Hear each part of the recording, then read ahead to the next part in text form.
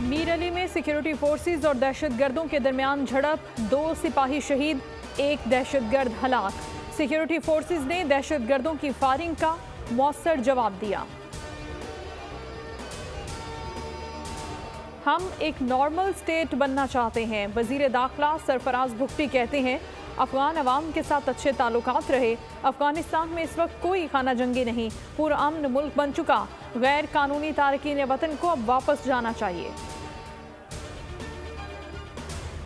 और कौम को एतमाद में लिए बगैर सैकड़ों दहशतगर्दों को पीछे छोड़ दिया। खतरनाक दहशतगर्दों को छोड़ना किसका फैसला था? निशानदही होनी चाहिए। इसहाक डार का सेनेट में सवाल। कहा, किसने कहा कि काबुल जाकर अफगान हुकूमत को इंगेज करे? जिन्होंने गलतियां की वो मुआफी मांगे। सब्सक्राइब करें और बेल दबाएं ताकि कोई खबर रह न जाए।